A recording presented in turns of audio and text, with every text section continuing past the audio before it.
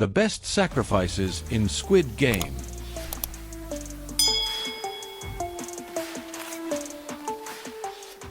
Marbles has gone down in history as the most heartbreaking game in all of Squid Game, as it resulted in the tragic deaths of many beloved characters. One of them was player 001, Oh Il-nam, a feeble old man suffering from severe memory lapses. Song Gi-hun tries to play with him, and even tries to deceive him in order to win, but at the very end, Il-nam comes to his senses and reveals that he was aware of Gi-hun's deception. Nevertheless, he lets his new friend win anyway and is seemingly killed by the pink soldiers. At first, Il-nam's sudden sacrifice is heartwarming and emotional. However, its context changes completely on repeated viewings because, at the very end of Season 1, it's revealed that he didn't actually die. He was the creator of the games all along. Nevertheless, his sacrifice still counts, as he could have very easily had Gi-hun killed, but he let him win and live just because he enjoyed playing the games with him. Even if he ultimately was a villain, Il-nam's feelings towards Gi-hun seemed 100% genuine.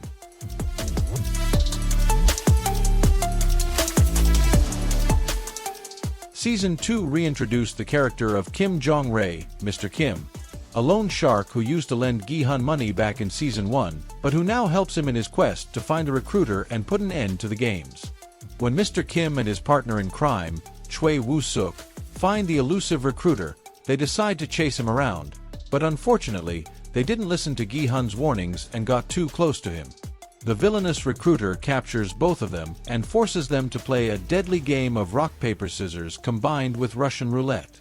After some of the most intense minutes in the history of television, Mr. Kim eventually decides to make a sacrifice by purposefully choosing the wrong option in order to let Woo-suk win. Kim's tragic death not only proved that he was a criminal with a sense of honor, but it also inspired his surviving friend to avenge him throughout the rest of the season.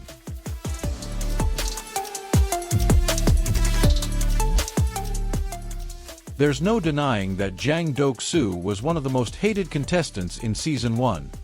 He was violent, selfish, and ruthless. He even began a physical relationship with an equally manipulative woman named Han Min-yo, but he eventually betrayed her by kicking her out of his team right before the tug-of-war game. However, Dok-soo underestimated Min-yo, because she was never going to forget about his betrayal. That's why she decided to sacrifice her own life during the Glass Stepping Stones game in order to take revenge on her former lover. After realizing that Dok-soo was paralyzed by fear, she grabbed him by the waist and threw herself at the fragile glass panel, which killed them both in the process.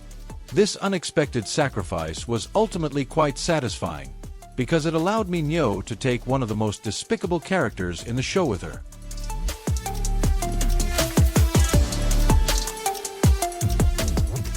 The relationship between Song Gi-hun and Cho Sun-woo was definitely one of the most interesting things about Season 1's narrative, because the main character had to witness how his childhood friend was slowly turning into an exponentially worse person just to get out of his financial struggles.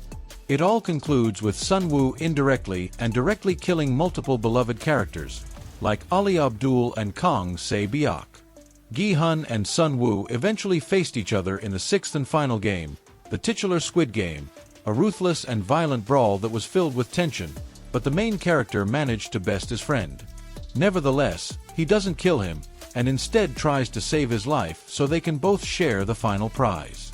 However, Sun-woo realizes that he doesn't deserve Gi-hun's compassion and decides to kill himself in order to let his friend keep the money.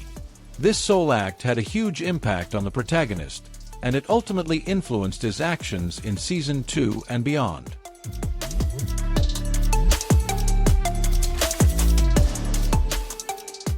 Not every sacrifice in Squid Game involves characters dying just so others can live. One of the most noteworthy sacrifices in the show was that of Song Gi-hun, who won the 2020 edition of the games and, as a result, acquired a massive fortune. After spending months without knowing what to do with his newfound wealth, he eventually decided to go to the United States in order to reunite with his daughter. However, Gi-hun received a last-minute call from the frontman, who told him to never get involved with him and the games ever again.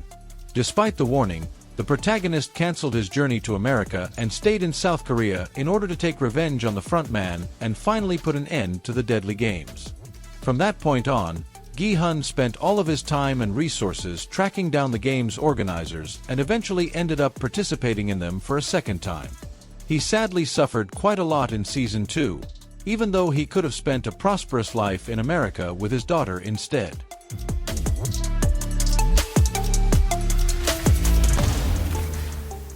There's a large list of reasons as to why Konbu is often considered the best Squid Game episode, with one of the most prominent ones being the interaction between Sae Byeok and her new friend-rival, Cheong. At first, they were both reluctant to actually play against each other, so they spent most of the game talking about their lives and getting to know each other. The two girls bond over their dark and tragic lives, and they eventually decide to play with their marbles before time runs out and the soldiers kill them both. Much to the surprise of both Sae Byeok and the audience, Cheong allows her to win, claiming that she realized that she had nothing to live for, while Sae Byeok had previously expressed her desire to get her family out of North Korea. This sudden sacrifice was one of the most heartbreaking moments in Squid Game, and the fact that Sae Byeok was tragically murdered just a few episodes later perfectly exemplifies how somber and relentless this show is.